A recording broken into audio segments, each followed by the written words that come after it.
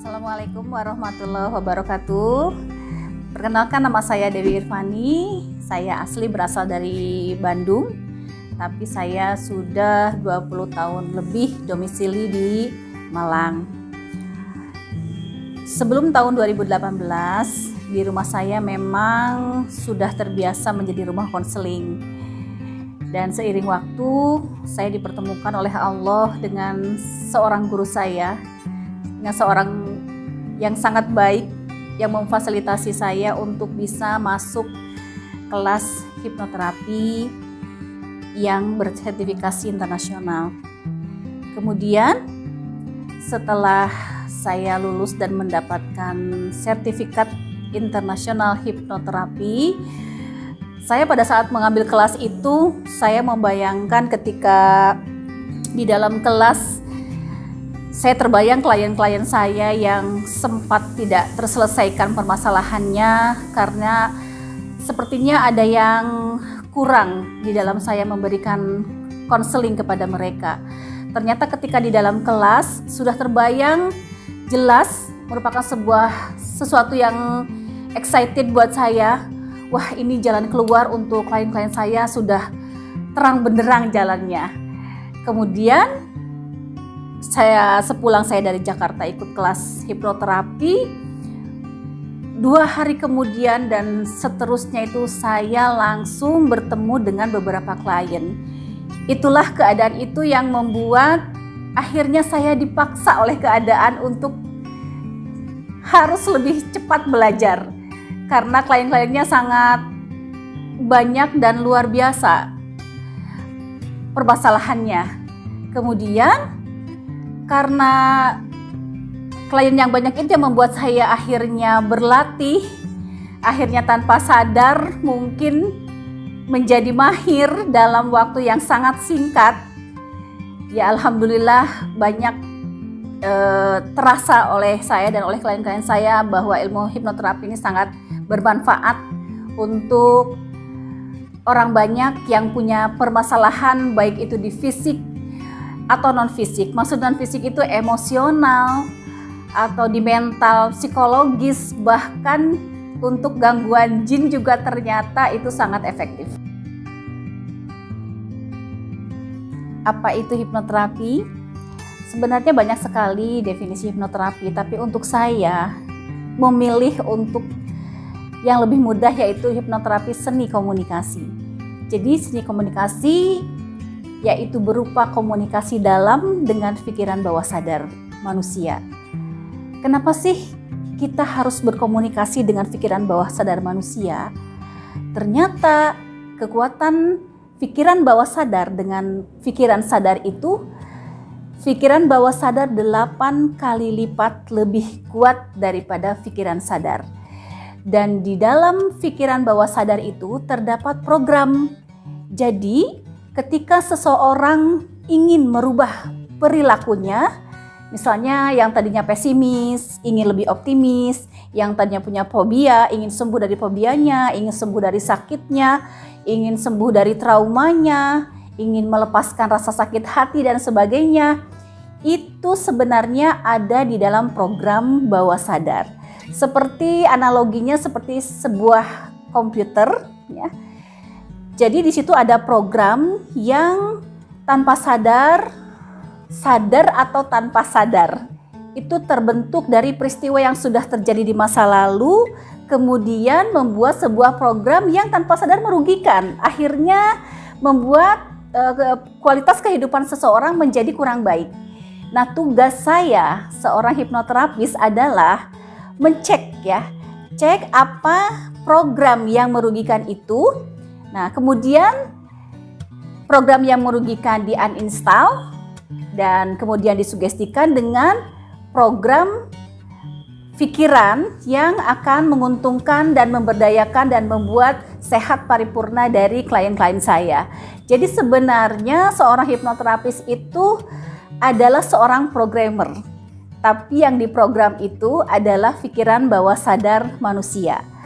Nah, yang saya yakini bahwa seorang IT yang hebat gitu ya, memprogram komputer di mana itu komputer itu adalah benda mati, itu saja sudah sangat luar biasa ya dampaknya untuk kinerja komputer itu.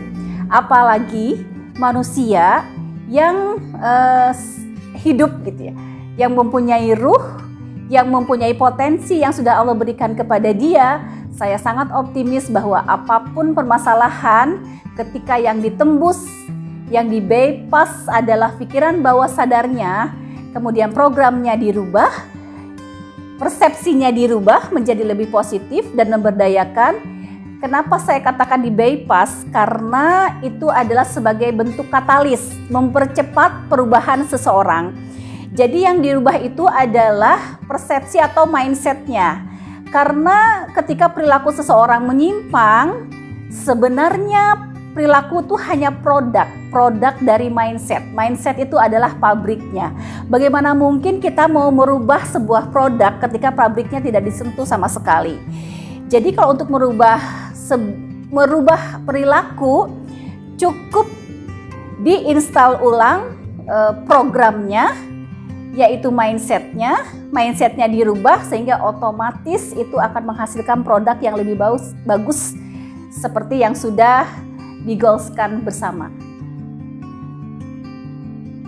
Kenapa saya membranding diri saya dengan hipnoterapis Islami berbasis tauhid?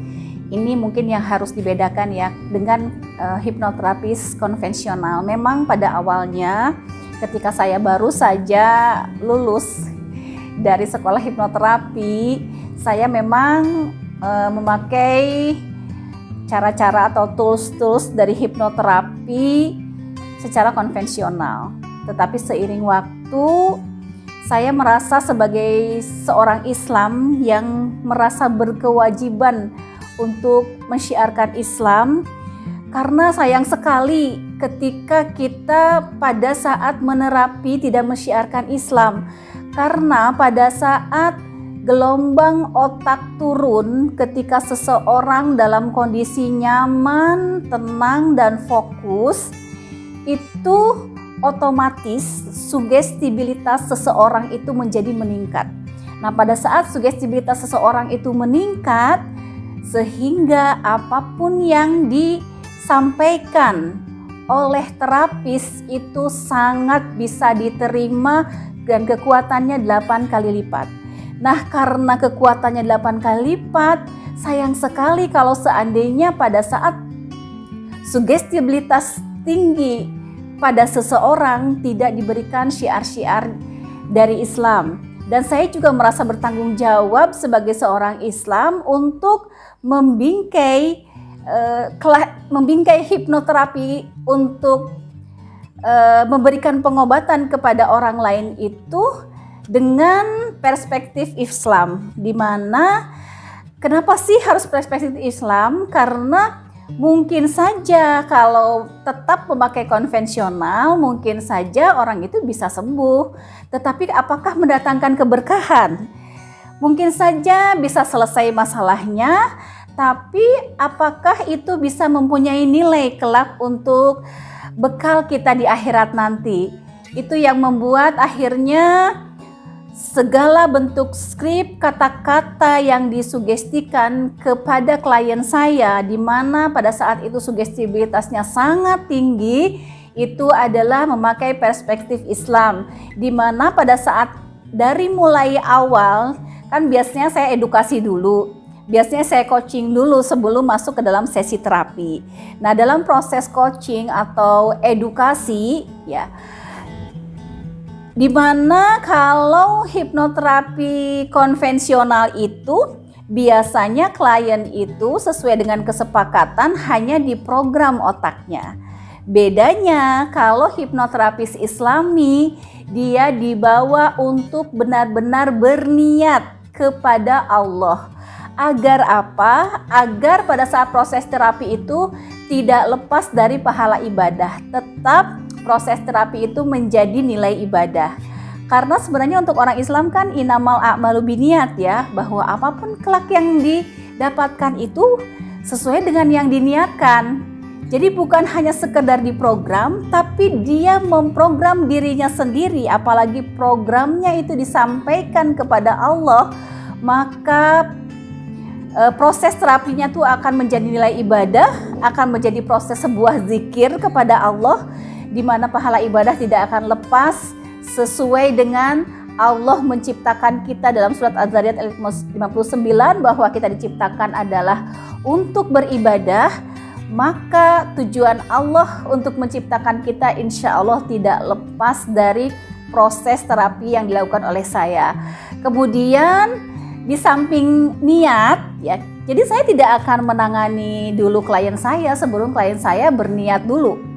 Nah, kalau sudah berniat, sudah benar-benar kuat, sudah benar-benar yakin bulat-bulat kepada Allah bahwa segala sakit atau keluhan apapun pasti ada obatnya dan pasti ada jalan keluarnya. Kemudian diedukasi sebelumnya untuk dia juga yakin terhadap diri sendiri bahwa segala keluhannya itu akan selesai, yakin dengan tekniknya, dan juga yakin kepada saya yang bisa menerapi sehingga keyakinannya bulat dari berbagai segi. Insya Allah itu yang membuat akhirnya hipnoterapis Islami menjadi efektif, insya Allah. Nah, satu hal yang membuat spesifikasi dari hipnoterapi yang saya lakukan kepada klien-klien saya, yang mungkin hanya satu-satunya, yaitu saya membranding diri saya sebagai seorang hipnoterapis Islami yang berbasis tauhid. Kenapa saya kemudian memantapkan dan meyakinkan diri untuk memakai hipnoterapis Islami yang berbasis tauhid? Yaitu bahwa yang pertama, tauhid itu adalah pondasi dari kita sebagai manusia. Segala bangunan apapun ketika pondasinya tidak beres, maka itu akan mempengaruhi dari kekuatan dan kekokohan bangunan keimanan seseorang.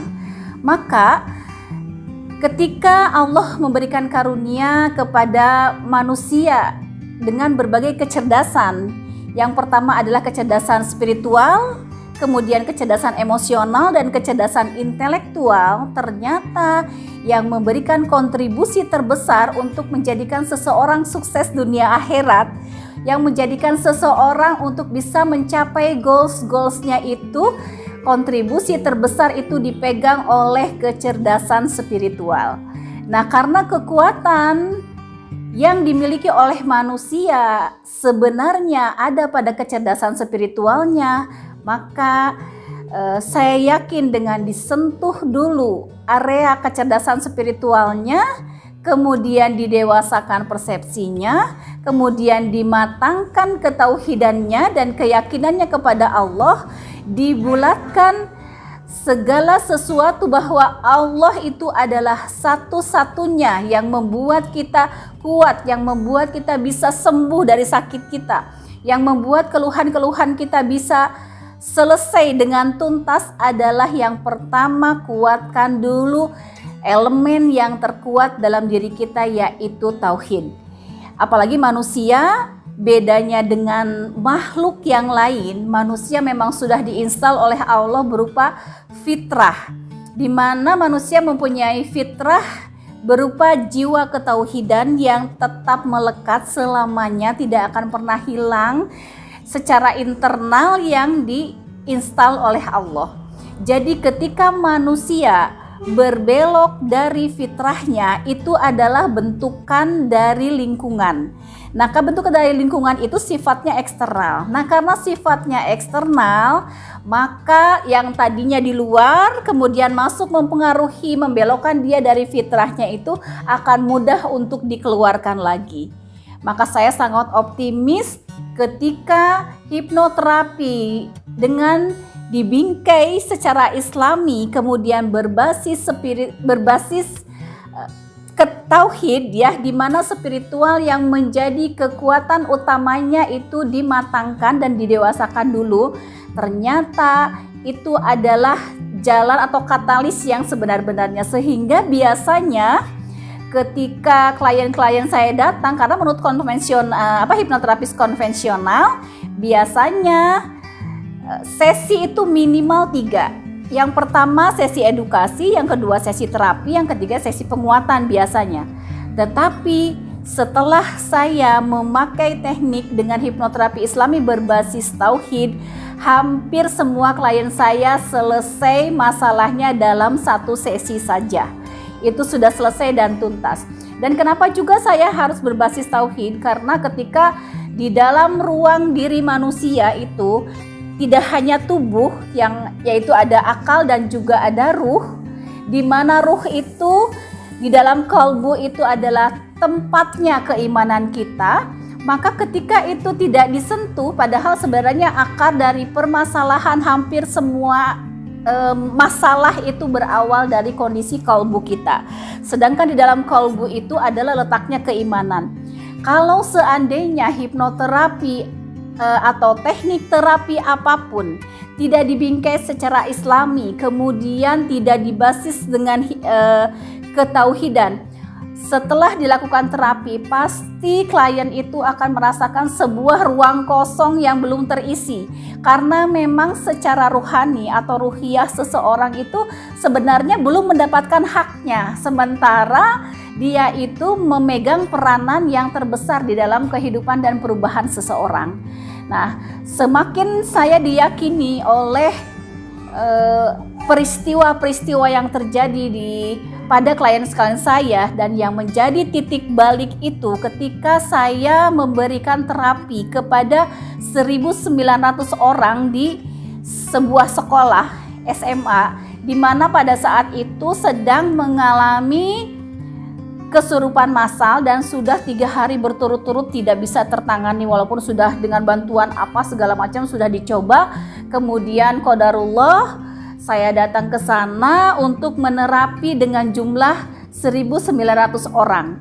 Dan singkat cerita, kemudian semuanya sembuh dan saya cek beberapa kali ke sana ke sekolahannya bahwa sudah tidak ada lagi yang kesurupan. Nah, yang saya tanamkan pada saat itu, padahal pada waktu itu saya posisinya sendirian, tidak ada partner atau tidak ada asisten sama sekali. Saya menerapi 1.900 orang dalam kondisi kesurupan. Kemudian pada saat itu yang saya tanamkan kepada klien yang jumlahnya segitu banyak itu adalah kita bersandar sepenuhnya bulat-bulat kepada pemegang hidup kita dan yang kekuasaan dan kekuatannya tiada batas, dengan cara membawa mereka kepada tawakal, yaitu berserah diri totalitas bulat-bulat hanya kepada Allah, di mana kekuatan Allah tidak ada yang bisa menandinginya. Kekuatan Allah adalah yang kekuasaan dan kekuatannya tiada batas. Mereka dibawa kepada energi padahal satu orang saja dengan energi keikhlasan dan ketawakalan kepada Allah itu kekuatannya sangat dahsyat, karena memang Allah menurunkan energi di setiap kata-kata, di setiap apapun aktivitas yang kita lakukan. Satu orang saja sudah sangat luar biasa, apalagi itu dikondisikan 1.900 orang itu dengan energi yang sama dan sangat dahsyat. Maka mungkin itulah yang menjadi jalan Allah.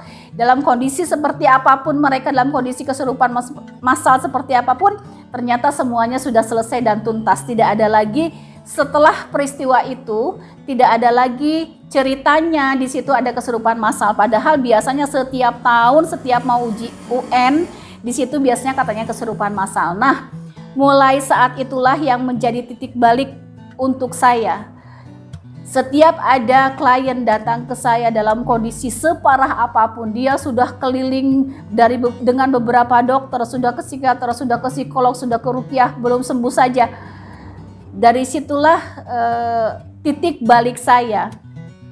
1.900 orang saja kalau Allah berkehendak itu sembuh bersamaan. Sudah tidak ada lagi jin fasik yang mengganggu di situ. Apalagi kalau hanya satu persatu orang. Ketika kita bersandar kepada Allah, insya Allah disitulah sebenarnya kekuatan kita yang sebenarnya. Maka itu pun yang biasanya saya edukasikan kepada klien-klien saya, bahwa sebenarnya ketika kita totalitas bersandar kepada Allah, sebenarnya yang bekerja saat itu bukan kekuatan atau tenaga manusia yang terbatas, tapi pada saat itu yang sedang bekerja adalah kekuatan Allah yang tiada batas. Seolah permasalahan kita tuh bukan saja Allah ikut terlibat untuk menyelesaikannya, tetapi Allah mengambil alih semua permasalahan kita. Dan ketika Allah mengambil alih, karena Allah pemilik segala kesempurnaan, insya Allah masalah kita akan diselesaikan oleh Allah dengan cara sempurna, insya Allah. Kenapa sih kita kok penting untuk belajar hipnoterapi dan tidak harus tergantung kepada seorang terapis atau orang hipnoterapisnya? Karena seperti tadi yang saya jelaskan, ternyata perilaku itu yang membentuknya adalah program, dimana sering terjadi secara personal. Misalnya ya, ada orang tua yang sudah frustasi atau hopeless ketika anaknya bermasalah ya, dari mulai kecanduan game, kecanduan pornografi, kemudian sudah mogok sekolah, kemudian anaknya kabur, ada yang fobia, ada yang trauma, ada yang anak sudah tidak mau nurut ke orang tua gitu ya. Ternyata ketika itu diterapi dengan cara hipnoterapi Islami yang berbasis tauhid, di mana seluruh elemen manusia disentuh secara berdampingan dengan cara spiritual terapi, psikoterapi, dan fisioterapi, yaitu disentuh secara bersamaan. Ketika seseorang juga ada keluhan di fisiknya, itu yang disentuh fisiknya juga, yaitu fisioterapi. Tapi ketika seseorang bermasalah atau ada keluhan di mental emosionalnya, yaitu yang disentuh adalah mental psikisnya. Nah, kemudian ketika itu disentuh, karena yang kita sentuh dan kita bypass adalah programnya, di mana kekuatannya adalah 8 kali lipat, maka itu insya Allah akan sangat cepat dan efektif. Apalagi ketika berbasis tauhid, di mana seseorang akan dikembalikan kepada fitrahnya, di mana seseorang itu disadarkan pada sebuah kesadaran bahwa diri ini adalah dilahirkan ke dunia ini sebagai hambanya Allah.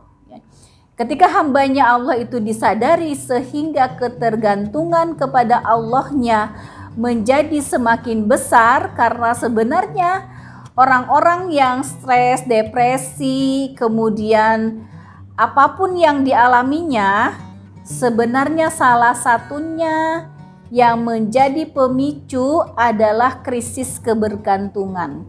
Ketika kebergantungannya itu diberikan ke tempat yang salah, bukan kepada Allah, maka itu harus dikembalikan lagi.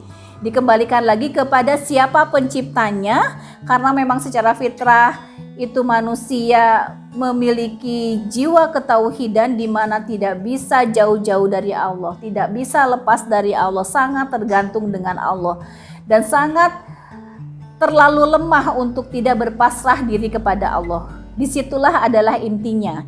Walaupun pada saat terapi untuk anak yang belum mengenal tauhid, biasanya ada teknik-teknik tertentu yang membuat anak ini kemudian menjadi happy pada saat melakukan terapi. Tetapi untuk orang yang dewasa, baik itu di keluhan fisik, di keluhan mental, atau yang berhubungan dengan gangguan jin, misalnya ketika diaktifasi dulu kekuatan yang berasal dari fitrah dan kekuatan berasal dari kecerdasan spiritualnya, ternyata itulah yang membedakan dengan hipnoterapi yang lain, sehingga ini sifatnya menjadi tuntas dan permanen dan sifatnya jangka panjang.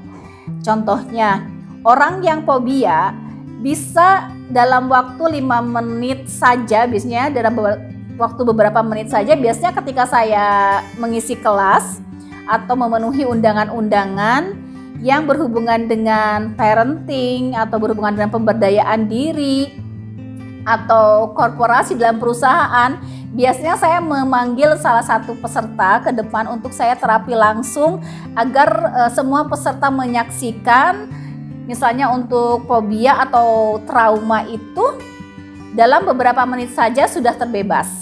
Nah, itu agar semua orang bisa membuktikan sendiri bahwa ketika kita tidak hanya di sisi psikologisnya saja yang disentuh, tapi spiritualnya yang disentuh dulu.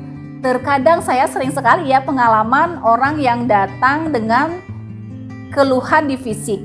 Misalnya sudah 10 tahun kakinya sakit, sudah berobat kemana-mana tetap aja sakit gitu ya, misalnya lututnya, atau dia selalu migrain atau vertigo atau apa. Tetap biasanya yang saya sentuh adalah sisi spiritual dulu. Jadi yang menjadi andalan saya dalam hipnoterapi Islami berbasis tauhid itu adalah sama sekali bukan teknik terapi.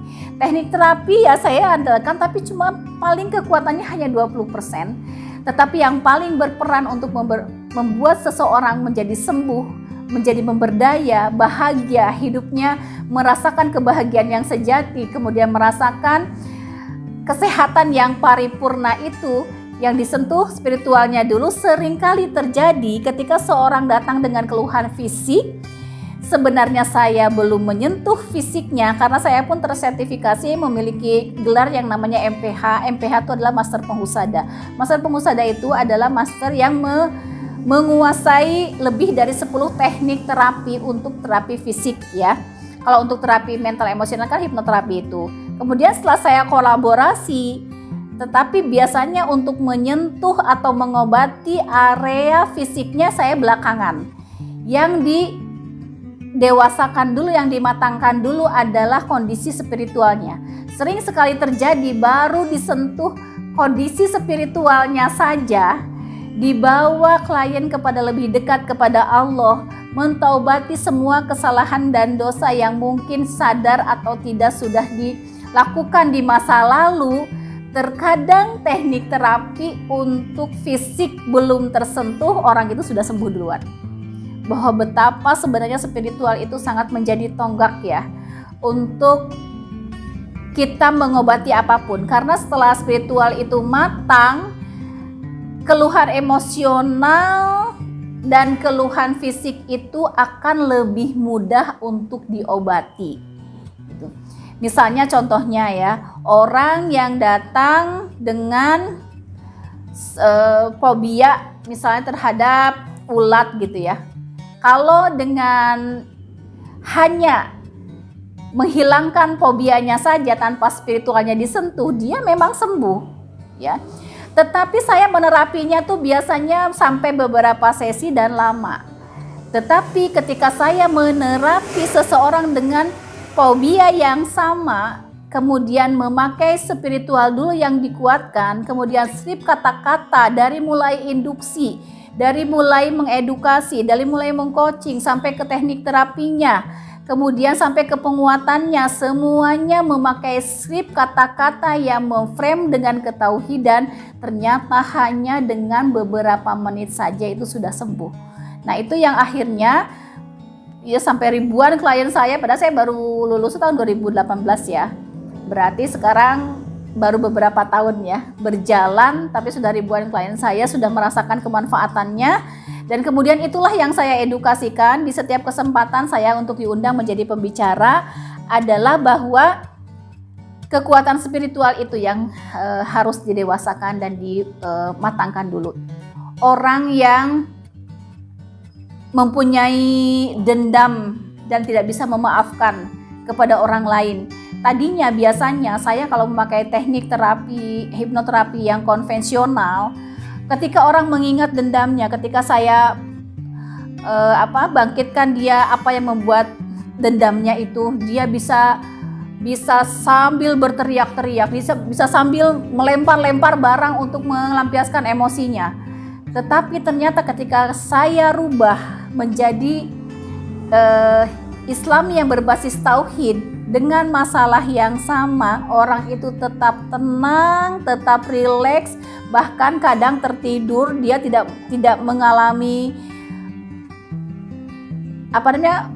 aktivitas yang sangat agresif gitu ya, dia tetap tenang dan dalam waktu singkat ternyata ketika bangun diperlihatkan apa yang menjadi fobianya, dirasakan bagaimana sekarang, apa sudah lepas atau tidak, rasa dendam dan sebagainya, itu semuanya ternyata sudah tuntas dalam hitungan menit, sehingga seperti itu.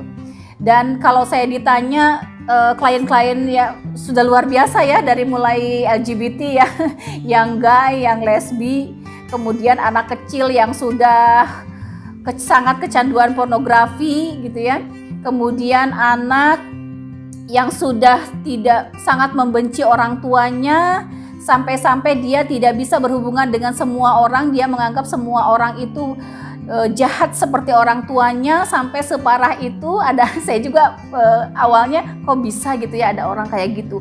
Ternyata tidak ada peristiwa, tidak ada kejadian atau tidak ada sesuatu yang dirasakan oleh seseorang itu tanpa sebab.